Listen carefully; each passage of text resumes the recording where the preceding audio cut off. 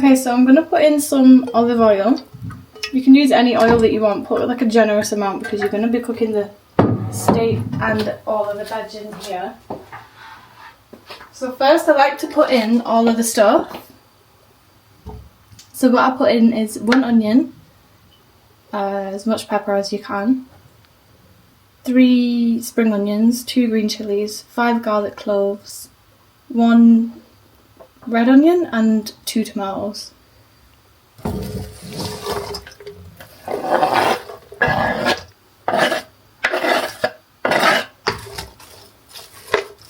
I put it on a medium heat and then put in one of these chicken stock cubes that I spoke about earlier. And I'm also going to add in a beef one. And these are just going to melt into the veg and make it taste nice. This is the beef one going in now. I just add one of each because this is the beef one. Because I'm going to add in a little bit of salt. And when I say a little bit, I mean only a little bit because these stock cubes are quite salty. So I'll literally just do that with that. And then quite a lot of black pepper. Because it's kind of like the taste of salt and pepper chips from the Chinese, but with steak and noodles. And this is what gives it all the flavour. You can get it from Asda. Steak seasoning. I think it's got garlic in it as well. But I put a really generous amount of this in. And I also add some more of this in when we add in the pasta as well. And then I'm just going to let this cook off while I cut the beef.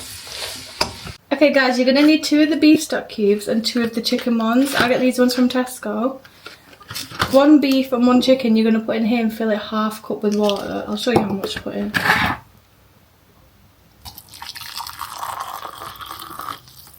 Like that. So that the pasta noodles don't get dry.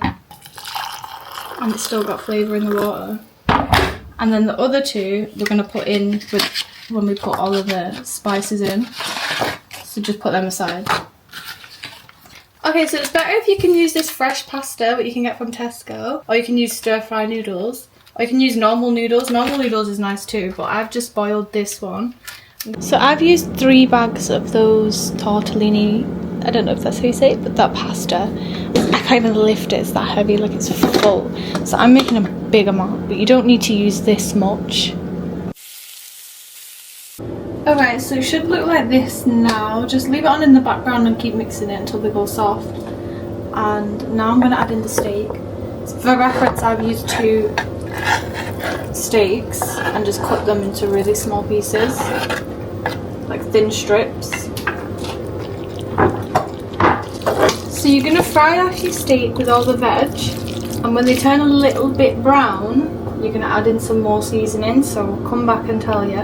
So I'm just letting the steak fry off a little. Once it turns a little bit brown, I have got more seasonings that I add in. You don't need to add so much steak if you're making a smaller portion. Like if I'm using 2 bags, or even 1 bag, I use 1 steak. But today I'm using 3 bags because I'm making a slightly bigger batch. Okay, so now the steak's browning a little bit. You don't want it to be fully cooked because steak cooks really quick. I'm going to add a really generous amount of that steak seasoning again.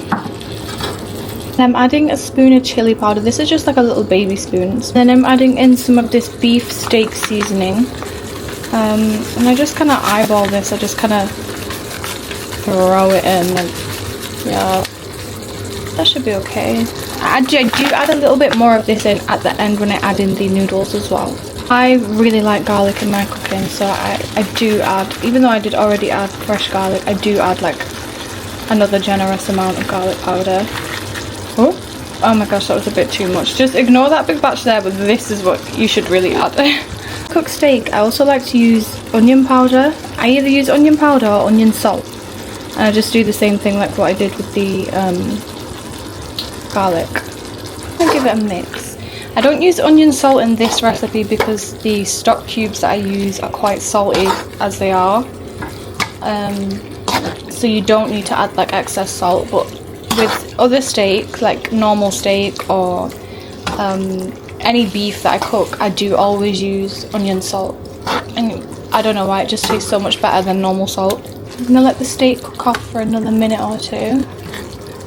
You see it does cook really quick because you cut it into thin pieces. Okay, so I would say that my steak has been cooking for around 5 minutes now. You don't want to overdo your steak because then it'll be too chewy and it just won't taste nice. So I'm thinking I'll leave it for literally like a minute more, just because I do like it a little bit darker brown. Okay, it's been a little minute more and it's starting to rise to the top, so I definitely think that the meat is cooked. So now I'm gonna add in the pasta. So I just had to put the camera down to pour it in, and it's literally, you have to fight with the pasta if you use this one to get the steak through it. So you just have to wait a couple minutes and let it like kind of get a bit soft again, because I do cook this first, because this takes longer than the base of the steak noodles. As you can see, all the steaks at the bottom, so we just need to mix it through. It's easier obviously with the less pasta that you have, but I'm gonna keep kind of chopping this and mixing it, and I'll get back to you guys because it's kind of hard with one hand because it's actually kind of heavy. So to loosen it up, I'm gonna add in the stock cubes. So this is the beef one going in. And then we're gonna go back and take the chicken one.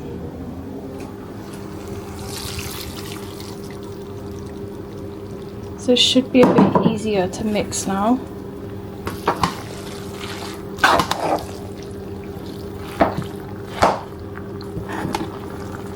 Oh, you do have to manhandle this part.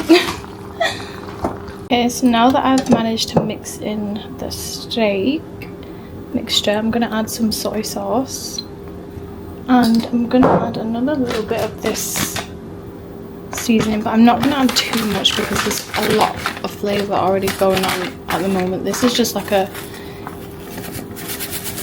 extra at the end, but I do like to add a little bit more of this in when the pasta goes in, because the pasta is a bit plain, because it's not like normal noodles where it comes with the flavour sachet, like they're just plain.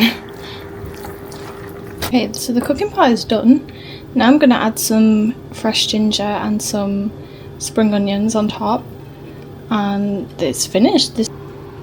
So that's it done.